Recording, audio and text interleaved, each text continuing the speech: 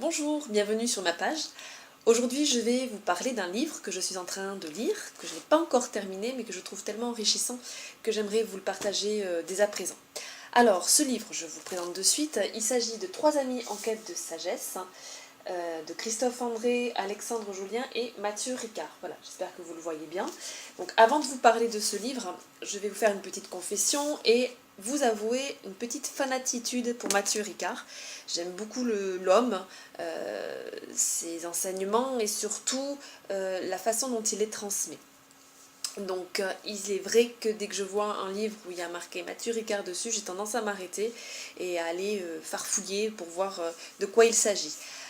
À côté de ça, à côté de ce nom qui donc me fait autant d'effets, j'ai le nom d'Alexandre Jolien. Alexandre Jolien est un jeune philosophe que j'ai eu l'occasion aussi de voir à la télé et qui m'avait déjà interpellée par effectivement sa conception de la vie, sa manière de l'aborder, sa manière aussi, sa simplicité dans le fait de transmettre sa philosophie et ce qu'il comprend de la vie.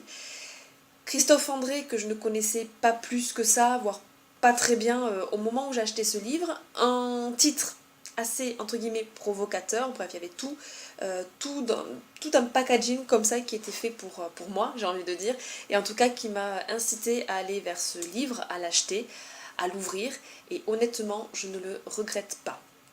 C'est un livre donc qui raconte, alors il raconte pas la rencontre, mais en tout cas c'est voilà, ces trois amis, ces trois hommes-là, Mathieu Ricard le bouddhiste, Alexandre Jolien le philosophe et Christophe André, celui que j'appellerais le psychiatre spirituel. Donc trois amis dans la vie se rencontrent pendant quelques jours et échangent sur des sujets assez divers. Alors les sujets que moi j'ai déjà pu aborder à travers cette lecture sont des sujets autour de la méditation, autour du corps, autour de la vie, autour des attentes qu'on a aussi dans la vie, de l'écoute, de notre rapport aux autres. Et je soupçonne que derrière, il y aura encore d'autres sujets très enrichissants. Donc ils se retrouvent et ils échangent, ils partagent leur point de vue. C'est vraiment un partage, c'est vraiment un livre de partage de point de vue sur tel ou tel sujet.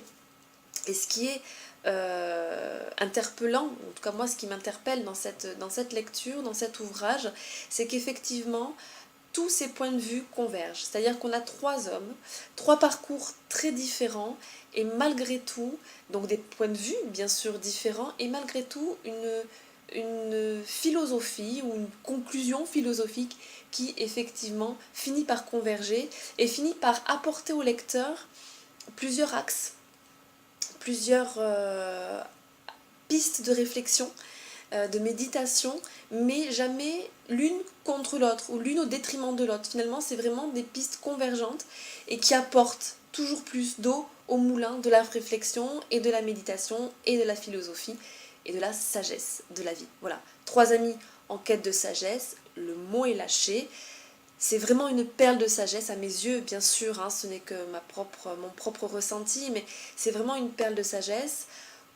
Pour tout vous dire, je sais que moi quand je prends ce livre, je vais partir dans un havre de paix. C'est un livre, une lecture qui m'apaise, même si je lis qu'une page, même si je lis qu'un chapitre. Je sais que pendant ce court instant-là, il y a quelque chose qui va lâcher en moi parce que les mots vibrent et les mots résonnent. Voilà, donc je vous le remontre une dernière fois, Trois amis en quête de sagesse aux éditions L'Iconoclaste. Vous pouvez voir qu'il y a déjà plein de post-it partout pour vous dire si effectivement j'ai repéré plein de passages et plein de citations. Voilà, donc je vous le recommande fortement. Et je vais vous laisser là-dessus, sur ce conseil. N'hésitez pas à me laisser des commentaires sur ce livre, si vous l'avez lu, si vous êtes en train de le lire, si vous avez eu envie de le lire en écoutant cette vidéo, ou tout simplement sur un autre livre que vous avez envie de partager, que vous avez envie de me conseiller. Je vous laisse là-dessus, je vous fais de très gros mouchous, je vous souhaite une très bonne semaine et je vous dis à très vite pour une nouvelle vidéo littéraire.